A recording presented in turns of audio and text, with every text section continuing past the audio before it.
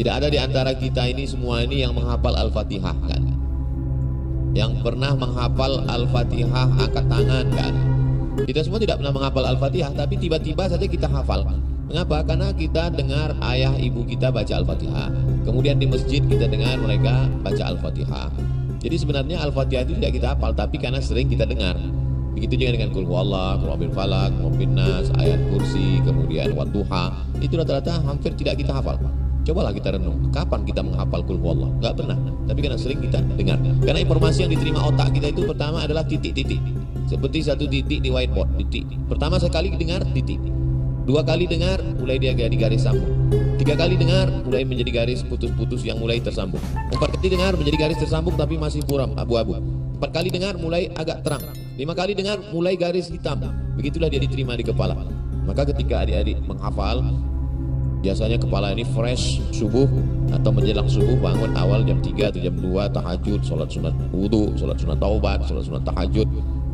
Waktu sholat itu diulang hafalan yang kemarin, lalu kemudian hafalan baru, apakah targetnya satu halaman atau satu lembar, lalu kemudian diulang-ulang dalam sholat qabliyah, sholat ba'diyah, sholat zuhur, sholat asar, sholat maghrib tidak bisa diulang karena kita mendengar bacaan imam, tapi sholat qabliyah ba'diyahnya dibaca, kemudian ditasmi' didengarkan ke orang.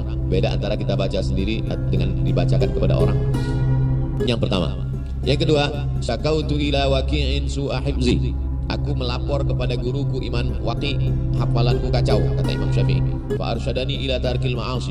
Imam Waqi memesankan kepadaku tinggalkan perbuatan maksiat. Li'annal ilma nurun, karena ilmu itu cahaya. Wa nurullahi la yuhda lil 'asi. Cahaya Allah tidak diberikan kepada orang yang maksiat. Adik-adik alhamdulillah di sini terjaga, matanya terjaga, pikirannya terjaga, hatinya terjaga, dan sebab itu jaga. Karena Allah Taala tidak mau memberikan cahaya itu kepada orang yang melakukan perbuatan maksiat. Walladzina idza fa'alu fahishatan, kalau ada dia silap-silap, zakarullah, dia langsung ingat Allah, fastaghfirullah lidzunubihim, minta ampun kepada Allah, maka Allah mengampunkan silap salah dosa mereka. Kalla bal rana ala qulubihim, ada satu titik di dalam hati mereka. Begitu ada satu titik hitam, hapus langsung dengan istighfar, salat sunat taubat, berwudu. Kalau dibiarkan titik ini, satu titik menjadi dua titik, menjadi tiga titik, menjadi hitam-hitam semua. Kita memandang dunia ini dengan pandangan yang hitam. Kalau orang pakai kacamata hitam, semua orang menjadi hitam. Tapi kalau kita pandang dengan cermin yang jernih, yang bening, maka semuanya menjadi terang benderang. Oleh sebab itu, jauh perbuatan maksiat. Yang ketiga, jangan aniaya orang, jangan zalimi orang. Karena da'watul mazlum la turad, doa orang teraniaya tidak tertolak. Jadi seringkali sebenarnya kita mendapatkan keberuntungan hidup itu dari doa orang lain. Doa dari sahabat-sahabat musyawarah, doa dari Pak Nasrul, doa dari tokoh masyarakat. Kami datang ingin mendapatkan doa adik-adik, adik-adik juga mendapatkan doa dari hadirin hadirat.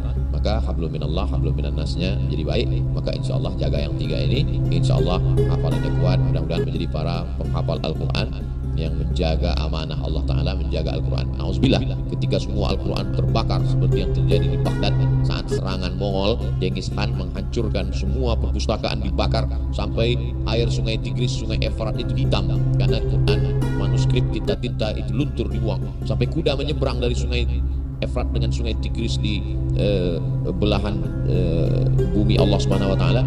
Tapi kemudian mengapa Quran tidak hilang? Karena Quran ada di kepala. Andai terbakar semua perpustakaan, andai hilang semua Al-Quran mushaf, andai dicabut begitu dibuka Quran tinggal kertas putih, Quran tidak akan hilang. Kenapa? Karena ada anak-anak, adik-adikku sekalian. Oleh sebab itu, kalian adalah manusia-manusia yang dipilih oleh Allah untuk menerima wahyu Allah yang ditanamkan sebagaimana dulu Jibril menanamkannya, meng-set-up-nya ke dalam hati Muhammad sallallahu alaihi wasallam. Nabi meninggal ada di dalam diri sahabat, sahabat meninggal pindah ke dalam tabi'in, tabi'in meninggal pindah ke dalam hati tabi'in, dan sekarang Quran itu bersemayam dalam hati kalian. Maka itu tentulah pilihan Allah. Jaga dia sampai hari kiamat, Quran akan tetap ada. Janji Allah, dan Allah itu kalau sudah berjanji, innaka la tukhliful mi'ad. Yuhibbuhum wa yuhibbuna.